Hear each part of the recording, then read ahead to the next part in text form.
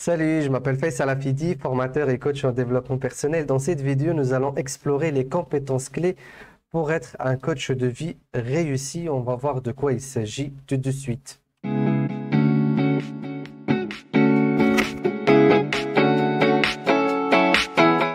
Alors dans cette vidéo, je ne vais pas m'attarder sur qu'est-ce que le coaching et plus particulièrement le coaching de vie. J'ai déjà fait des vidéos dans ce sens, mais dans cette vidéo, nous allons discuter des compétences clés pour pouvoir donc entamer une carrière de coach de vie à succès, en tout cas réussir sa mission en tant que coach de vie.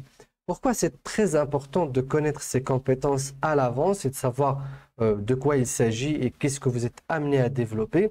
C'est parce que il y a des personnes pour qui certaines de ces compétences sont vraiment difficiles à développer, voire inaccessibles. Et oui, dans chaque métier, il y a des prédispositions, des capacités à avoir pour pouvoir donc réussir dans ce métier. Par exemple, si je vais faire un métier où je vais être amené à utiliser mes mains, avoir une dextérité au niveau des doigts, et bien si je suis trop maladroit, je ne sais pas trop utiliser mon corps ou mes mains, eh bien je vais finir par développer des compétences, c'est sûr et certain, mais de manière difficile et probablement je ne serai pas super doué dans ce métier. Pareil, si dans un autre métier, j'ai besoin d'avoir un esprit analytique, passer trop de temps devant, par exemple, des chiffres ou un ordinateur, et que je ne suis pas prédisposé à passer des heures et des heures à analyser des informations tout seul face à un écran ou face à des tableaux, eh bien, je ne suis pas fait pour ce métier. Et donc, je vais finir par développer certainement ces compétences, mais certainement, je ne serai pas très, très bon.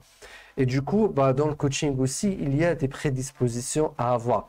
C'est pour cela que des fois, certaines personnes séduites par le métier de coaching ou par un métier d'accompagnement ou par un métier de contact humain finissent par faire une formation de coach de vie et se rendent compte plus tard que voilà, il y a des choses qu'ils n'arrivent pas à faire ou qu'ils ne font pas correctement malgré un grand effort et ça se ressent chez le client et dans les résultats de leur évolution au niveau de leur carrière de coach. Donc pour vous, si vous entamez une réflexion en ce moment pour pouvoir devenir coach, il va falloir que vous puissiez comprendre quelles sont les compétences auxquelles vous êtes amené dans lesquelles vous êtes amené à vous développer et auxquels vous serez confronté.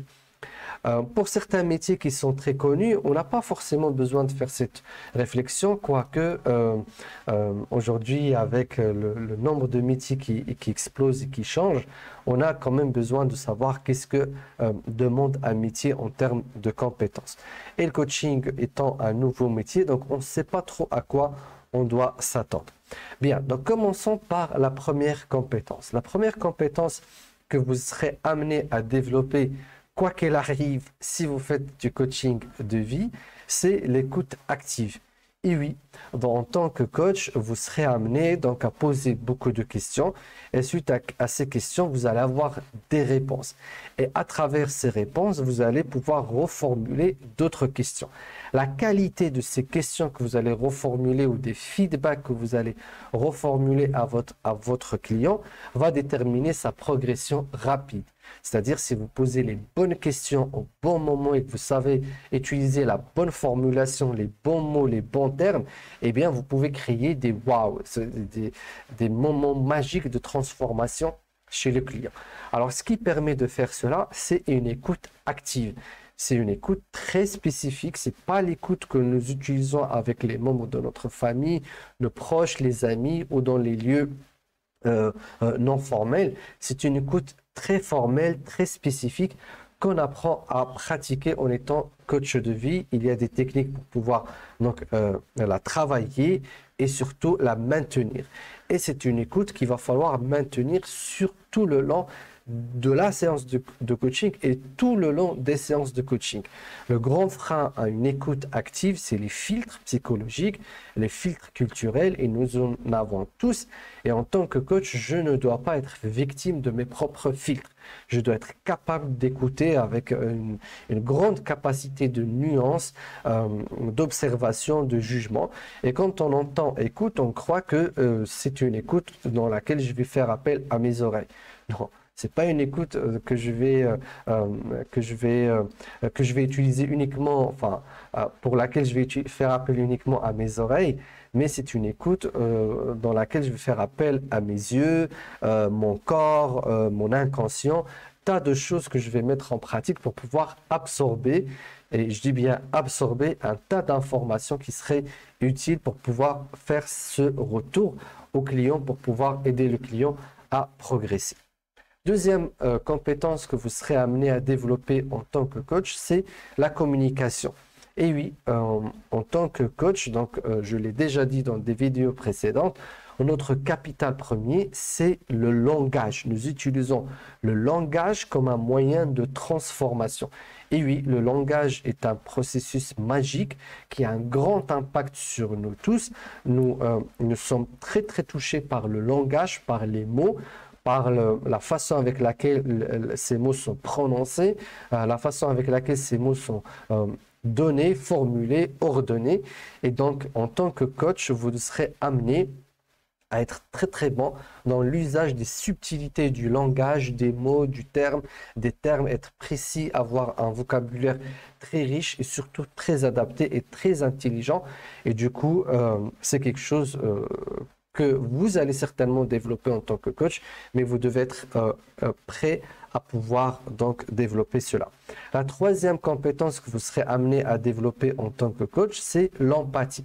Oui, l'empathie est un élément très important. Certainement, si vous êtes sur cette vidéo et si vous êtes attiré par le métier de coaching, c'est que l'empathie est quelque chose qui fait certainement partie de votre caractère. Mais attention, ici, on parle d'une empathie assez professionnelle.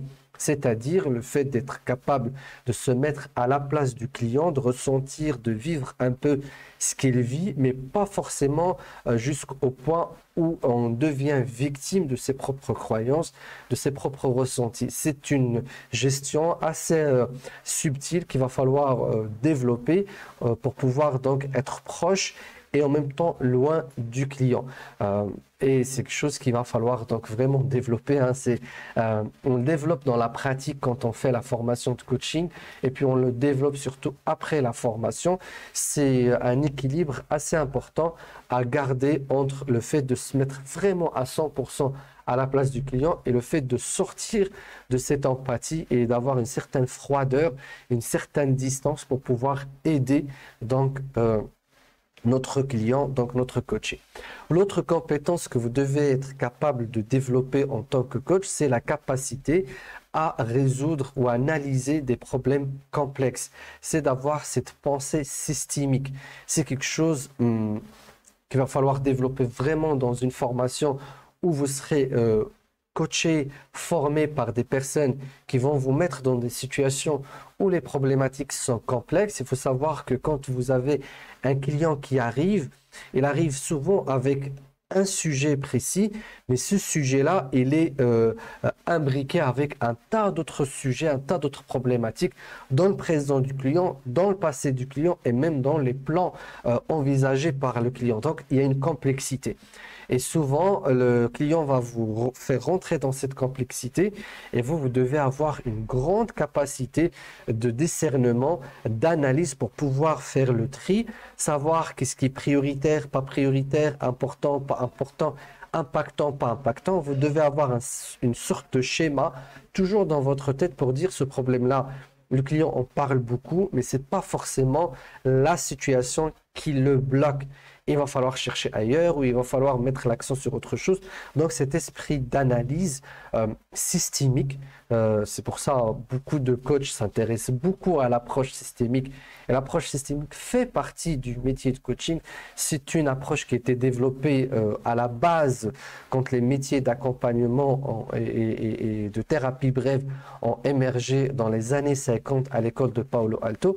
La pensée systémique, c'est quoi? C'est de voir large, c'est de voir grand, c'est de ne pas se limiter à une situation précise. J'avais une de nos lauréates qui m'a contacté cette semaine pour pouvoir travailler sur un objectif avec un client. Donc le client est venu avec une problématique et un objectif à atteindre, mais quand on en a parlé, eh bien il s'est avéré, quand je lui ai exposé moi ma vision de cette situation, ben, il fallait voir beaucoup d'autres éléments qui étaient imbriqués avec cette situation-là ou ce sujet. Et donc, ça aurait été très difficile d'aider le client à atteindre son objectif en étant uniquement focalisé sur le sujet qu'il a amené. Donc, il faut faire ce qu'on appelle dans notre formation à Learning Coach, le travail d'exploration. Un coach, c'est en quelque sorte un explorateur qui a un peu sa loupe, qui va aller vraiment fouiller, chercher de manière très précise des choses, mais c'est aussi un investigateur qui va aller explorer d'autres dimensions de la vie du coaché pour pouvoir vraiment savoir quoi traiter et quels sont les éléments qui touchent le plus à l'objectif que votre client voudrait atteindre.